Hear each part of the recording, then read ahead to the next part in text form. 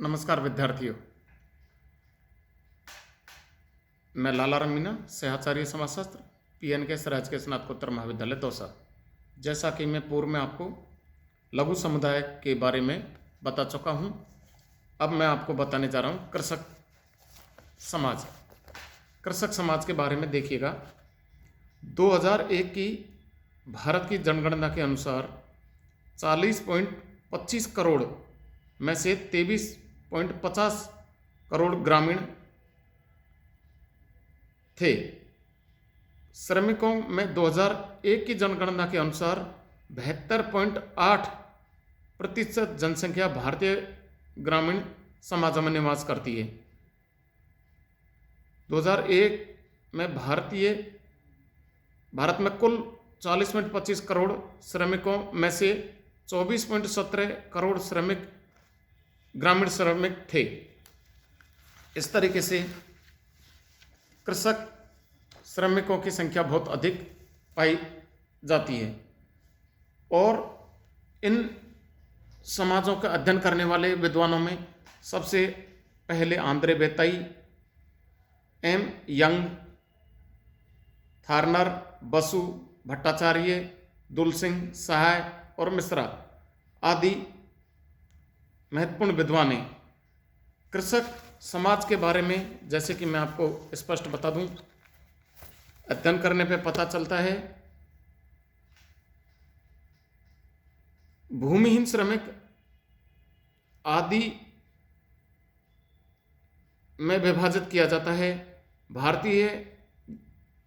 भारत में कृषि संबंध का समाजशास्त्र यह अध्ययन करने के लिए ग्राम में वर्ग विभाजन, कृषक व्यवस्थाओं के आधार पर, कृषि क्षेत्र में जलवायु संबंधी भिन्नता एवं विशेषता, खेती में श्रम विभाजन के आधार, खेती के आधार पर स्तरीकरण, खेत में श्रम का प्रकार, पैदावार, लाभ, उत्पादन आदि के प्रकार, भूमि का असमान वितरण आदि के आधार पर किया गया है। कृषक समाज का संबंध करने से पूर्व इसका अर्थ एवं परिभाषा को यहाँ समझना जरूरी होगा, जो कि मैं आपको कृषक समाज का अर्थ एवं परिभाषा स्पष्ट बता दूं। देखिएगा, कृषक समाज का अर्थ क्या है। साधारण बोलचाल में कृषक संबंधों से तात्पर्य उन सामाजिक संबंधों से है या व्यवस्थाओं से है जो ग्रामीण क्षेत्रों में कृषि कार्य करने वाले ग्रामीणों के मध्य पाई जाती है। कृषक संबंधों की अवधारणा का प्रयोग ग्रामीण समाजशास्त्र में बहुत व्यापक है। कृषि संबंधों के अंतर्गत उन सभी ग्रामीणों के अध्ययन सामाजिक, आर्थिक, राजनीतिक, सांस्कृतिक, धार्मिक, शैक्षणिक, मनोरंजनात्मक आदि संबंध पाए जाते हैं। प्रत्यक्ष और अप्रत्यक्ष रूप से कृषि कार्य करते हैं या प्रभावित करते हैं, जिनके द्वारा ग्रामीण सामाजिक व्यवस्था का निर्माण होता है। इस प्रकार से कृषक संबंधों के अंतर्गत बड़े भूस्वामी, छोटे भूस्वामी, खेतीहर भूस्वामी, काश्तकार, बटाईदार, कृषक श्रमिकों के परंपरात्मक संबंधों की व्यवस्था, संरचना, संगठन का अध्ययन आ जाता है। इतना ही नहीं, कृषक संबंधों में वे भी सभी प्राकृतिक, भौगोलिक और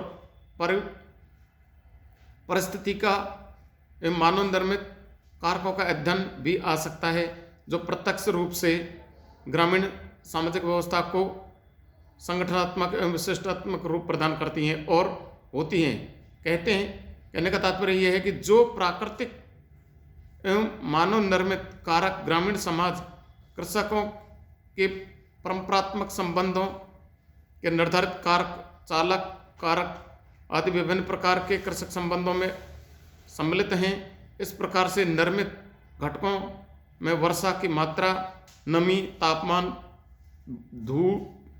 भूमि, उर्वरक, सिंचाई, खेती के प्रकार, श्रम विभाजन, श्रम का प्रकार, श्रम की कठोरता, पैदावार आदि कृषक संबंधों पर क्या प्रभाव पड़ता है का अध्ययन किया जाता है। ग्राम में वर्ग संरचना में देखिएगा, दो तरीके से संरचना पाई जाती है। पहला अकृषक और दूसरा कृषक। अकृषक में होता है पहला बड़े भूस्वामी साहूकार,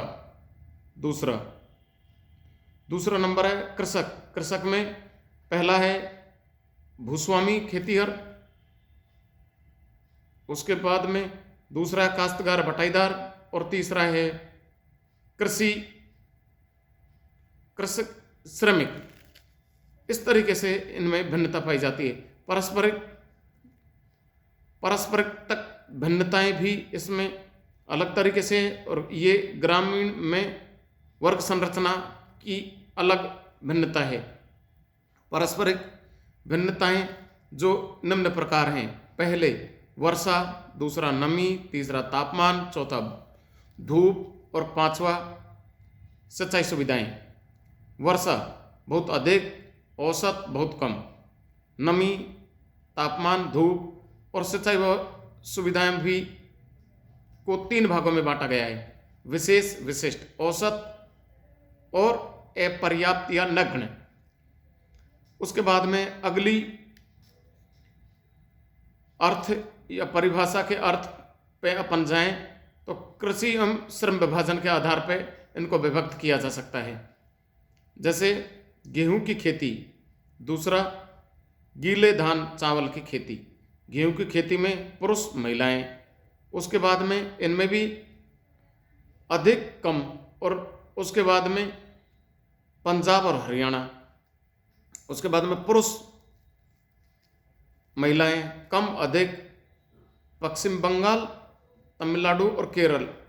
ये धान और चावल के बारे में वर्णन है। उसके बाद में आगे अपन चलें तो श्रम एवं खेती के प्रकार। उसके बाद में श्रम एवं खेती के प्रकार को अपन बांटे तो ये 2 आधार हैं। पहला श्रम का प्रकार पैदावार, लाभ और खेती। श्रम के प्रकार में पारिवारिक श्रमिक, किराए के श्रमिक। पैदावार में अधिक उन्नत, कम उन्नत। लाभ में अधिक और कम। खेती में गेहूं, चावल। और श्रमिक एवं कठोरता कम और अधिक। श्रमिक, कृषक, सामाजिक व्यवस्था, ये इस तरीके से ये आधार हैं।